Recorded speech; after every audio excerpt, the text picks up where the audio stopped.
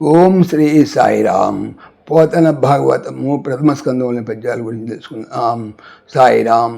ముందుగా 437 వచనం. నరేంద్ర, నిన్ను ఆరోపిత శరరాసను సర్వ ప్రదేశములందును విలోకించుతున్నవాడా, నేనెక్కడ ఉండుదును అనతిమ్ము అనిన రాజన్యశేఖరుండు ప్రాణవధ స్త్రీ జ్యూత పానంబు అని 4 స్థానంబులనిచ్చి మరియు అడిగిన సువర్ణ మూలంబగు అసత్య మద కామ హింస వైరంబులని 7 పంచప్రదేశములను సంగి ఇతర స్థలంబుల స్పృశింపకుండా నియమించే. ఇట్లు కలి నిగ్రహంబు చేసి హీనంబులైన తప శౌచ దయ అని 3 పాదంబులను వృషభమూర్తి అయిన ధర్మదేవునికిచ్చి విశ్వంబరకు నిర్భరంబైన సంతోషంబు సంపాదించి. భావం తెలుసుకుందాం. రాజేంద్ర, ఇటు చూస్తే అటు సర్వత్రా ధనుదృఢమైన నీ రూపమే నా లోచనాలకు గోచరిస్తున్నది. మరి నేను ఎతడ తలదాచుకునేది, ఆజ్ఞాపించు అని అలమటించే కలిపురుషుని ప్రార్థన ఆలకించి పరిషత్తు వానికి జోదం, మద్యపానం, స్త్రీలు, ప్రాణివధ అనే 4 స్థానాలు ఇచ్చాడు. ఇంకా అతడు అర్థించగా మహారాజు సువర్ణం కారణంగా కలిగేటువంటి అసత్యం, గర్వం, కామం, హింస, వైరం అనే ఇంకా 5 స్థానాలు ఇచ్చాడు. ఈ స్థానాలలో తప్ప ఇతర స్థలాలను స్పృశించవద్దని కలిని కట్టడి చేశాడు పరిషత్తు.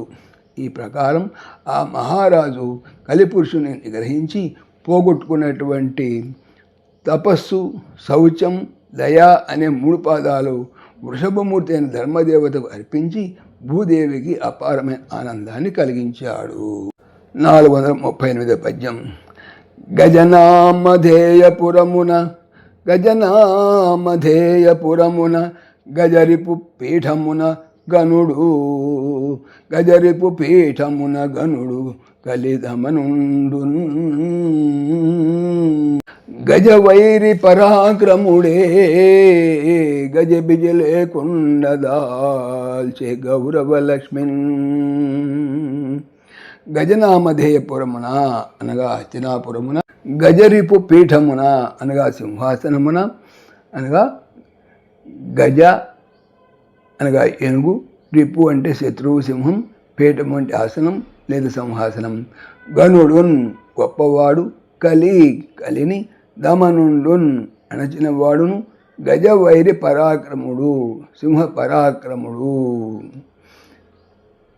తర్వాత గజిబిజి గందరగోళం అన్నమాట. లేకుండగా దాల్చన్ ధరించెను, గౌరవమును గౌరవ సామ్రాజ్యం లక్ష్మిన్ సంపదను. భావము: సింహపరాక్రముడు కలిని నిగ్రహించిన ఘనుడు అయిన పరిషత్తు హస్తినాపురంలో సింహాసనాసీనుడై కౌరవ రాజ్యలక్ష్మిని గౌరవపూర్వకంగా ప్రశాంతంగా పరిపాలించాడు. తర్వాత 439 వచనం.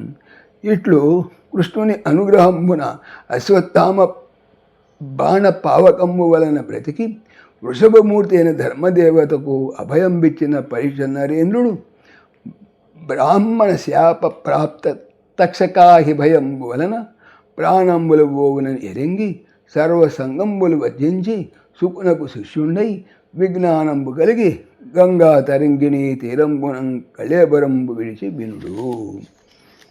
భావము: ఈ విధంగా వాసుదేవుని అనుగ్రహం వల్ల అశ్వత్థామ అస్త్రానల జ్వాలలో నుంచి బ్రతికి బయటపడి వృషభ రూపంలోని ధర్మదేవతకు అభయమిచ్చిన పరిషత్తు మునిశాపగ్రస్తుడై దర్శకుని విషానల జ్వాలల వల్ల మరణం ప్రాప్తిస్తున్న సంగతి తెలుసుకొని సర్వసంగ పరిత్యాగి అయి సుఖయోగిని ఆశ్రయించి పరమార్థాన్ని గ్రహించి గంగానదీ తీరంలో శరీరాన్ని పరిత్యజించాడని చెప్పి సూతుడు సౌనకునితో ఇంకా ఇలా అన్నాడు. అంటే ఇక్కడ ఈ భాగవతాన్ని పరీక్షితం అని కూడా చెప్తారు. ఎందుకంటే భాగవత పురాణం పరిషత్తు అడుగగా పరిషత్తు ముక్తి పొందడం కోసం పరిశుద్ధి చెప్పబడింది. అలా కృతకృత్యం అయింది. అట్టి మహానుభావుని జీవితం పుట్టుక నుండి భౌతిక దేహం విడటం వరకు ఈ చిన్న వచనంలో సంక్షిప్తంగా చెప్పబడింది. సాయిరామ్. ఓం దాశరథాయ విద్మహే సీతావల్లభాయ ధీమహి తన్న రామ ప్రచోదయాత్.